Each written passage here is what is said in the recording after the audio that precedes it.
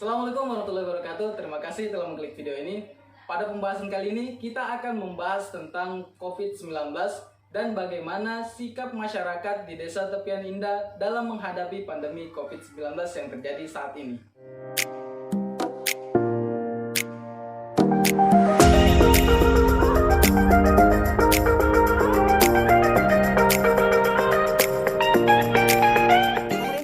Dalam 2 hari berturut-turut penambahan pasien positif COVID-19 di Indonesia menembus angka 1.000 pasien kasus suspek per corona hari. yang dirawat di Rumah Sakit Dr. Hafiz Cianjur, Jawa Barat meninggal dunia. Terinfeksi virus corona disebut telah memasuki era kenormalan baru, kita dikejutkan dengan rekor penambahan angka jumlah positif COVID-19 yang menembus angka di atas 1.000 kasus. Seperti yang kita ketahui, sejak bulan Maret 2020 kemarin, pandemi COVID-19 telah masuk ke Indonesia. Sejak kasus pertama ditemukan hingga saat ini, peningkatan kasus terus terjadi. Dalam kondisi saat ini, kesadaran masyarakat dan peran pemerintah sangat dibutuhkan dalam melakukan pencegahan penyebaran COVID-19. Selanjutnya, saya akan menjelaskan sedikit tentang apa itu COVID-19. Pada Desember 2019 di kota Wuhan, Cina ditemukan jenis virus baru. Berdasarkan investigasi, virus tersebut adalah 2019 novel coronavirus. Organisasi Kesehatan Dunia atau WHO menyatakan darurat kesehatan global karena virus corona telah menewaskan lebih dari 2.000 orang di seluruh dunia. Lalu, apa itu virus corona? Nama coronavirus berasal dari bahasa Latin corona yang berarti mahkota atau halo. Di bawah mikroskop elektron, gambar virus tampak seperti lingkaran sinar matahari yang mengelilingi matahari. Menurut WHO, coronavirus atau COV adalah keluarga besar virus yang menyebabkan penyakit mulai dari flu biasa hingga penyakit yang lebih parah seperti Middle East Respiratory Syndrome atau sindrom pernapasan Timur Tengah yang disebut MERS-CoV yang terjadi di Arab Saudi pada tahun 2012. Dan juga Severe Acute Respiratory Syndrome atau sindrom pernapasan akut atau disebut SARS-CoV yang terjadi di Cina pada tahun 2003. Lalu jenis coronavirus yang baru ditemukan menyebabkan penyakit COVID-19 atau Coronavirus Disease 19. Virus corona tergolong zoonotik yang artinya dapat menular dari hewan vertebrata ke manusia ataupun sebaliknya. SARS misalnya ditransmisikan dari luwak ke manusia, sementara MERS ditransmisikan dari unta ke manusia. Menurut berbagai informasi, beberapa jenis virus corona terdapat di beberapa hewan lain yang hingga saat ini belum menginfeksi manusia. COVID-19 adalah sebuah penyakit infeksi yang disebabkan oleh virus jenis baru yang sebelumnya tidak diidentifikasi pada manusia. Virus dan penyakit baru ini tidak diketahui sebelumnya akhirnya mewabar di Wuhan, Cina pada Desember 2019. Bagaimana gejala penyakit COVID-19? Gejala dapat muncul dalam waktu 1 hingga 14 hari setelah terpapar virus. Menurut WHO, gejala paling umum adalah demam, lelah, sesak nafas, dan batuk. Beberapa pasien mungkin mengalami keluhan nyeri, hidung tersumbat dan berlendir, nyeri tenggorokan atau diare. Gejala-gejala tersebut biasanya muncul secara bertahap. Sebagian orang bisa saja terinfeksi tanpa mengeluhkan gejala apapun.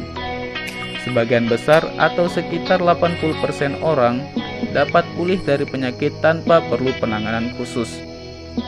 Sekitar 1 dari 6 orang yang terdiagnosis COVID-19 dapat mengalami sakit parah dan kesulitan bernafas.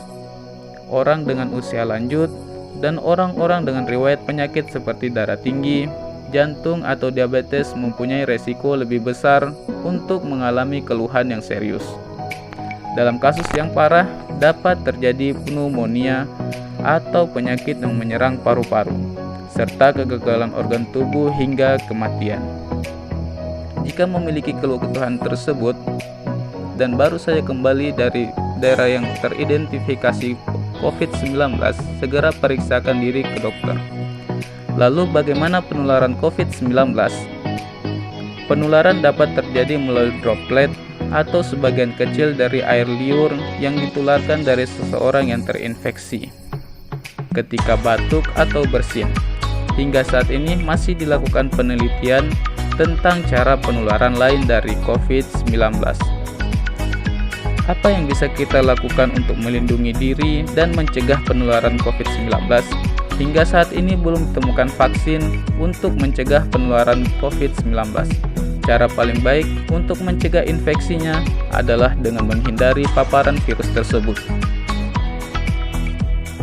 Hal-hal yang bisa kita lakukan diantaranya, yang pertama, hindari bepergian ke daerah yang telah positif terinfeksi virus COVID-19. Kedua, rutin mencuci tangan dengan air dan sabun atau hand sanitizer yang mengandung alkohol setelah beraktivitas di luar ruangan, karena mencuci tangan dengan air dan sabun atau hand sanitizer yang mengandung alkohol dapat membunuh virus yang terdapat di tangan. Ketiga, menjaga jarak setidaknya 1 meter dari orang yang bersin atau batuk.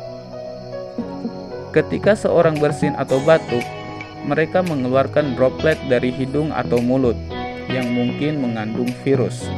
Apabila jarak kita terlalu dekat, maka droplet tersebut bisa kita hirup termasuk virus COVID-19 jika orang yang bersin tersebut positif terinfeksi. Yang keempat, hindari menyentuh mata, hidung, dan mulut dengan tangan. Tangan kita menyentuh banyak orang dan benda, dan bisa saja virus tersebut menempel di tangan kita. Lalu jika kita menyentuh mata, hidung, dan mulut, maka virus tersebut dapat masuk ke tubuh kita dan membuat kita sakit.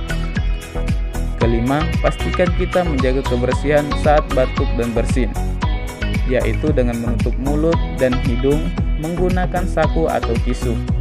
Yang keenam, tetap di rumah jika kita merasa tidak sehat.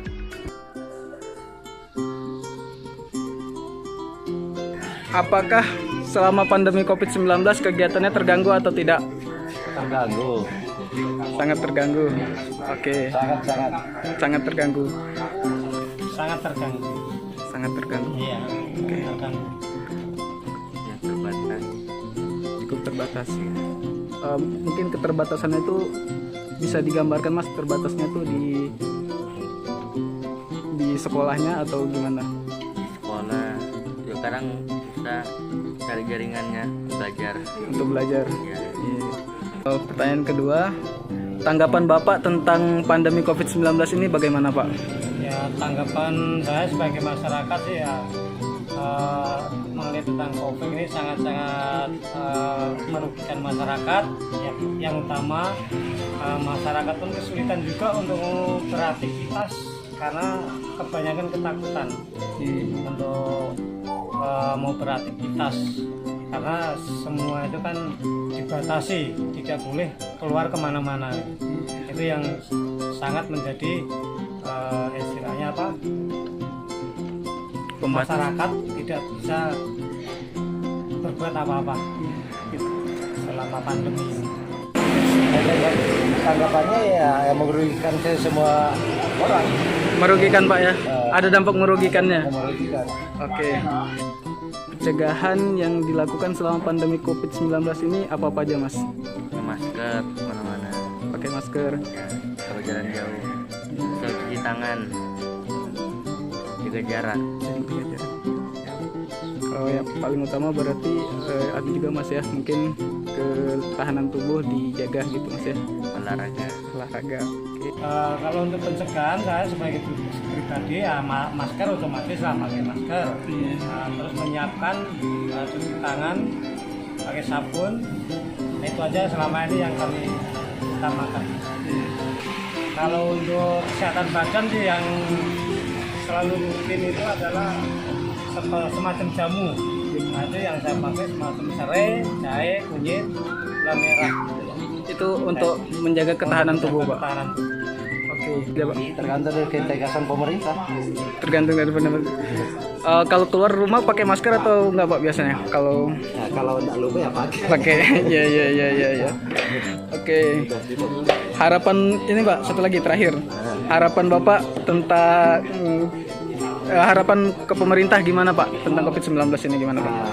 Maunya itu setiap desa, setiap kecamatan harus ada vaksin.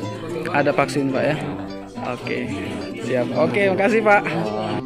Saya sebagai masyarakat, karena masyarakat sangat terganggu dengan adanya pandemi ini, saya mohon kepada pemerintah secepatnya untuk mengatasi wabah COVID-19 ini.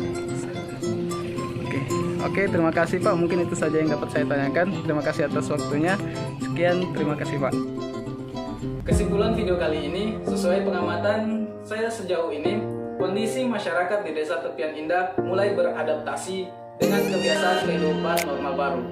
Hal ini dilihat dari adanya penyediaan tempat cuci tangan di tempat umum yang disediakan oleh pihak desa dan kebiasaan masyarakat untuk mencuci tangan dan menggunakan masker pada saat bepergian. Sekian pembahasan kita pada video kali ini, dan terima kasih kepada teman-teman yang telah menonton. Semoga bermanfaat, kurang lebihnya mohon maaf. Assalamualaikum warahmatullahi wabarakatuh.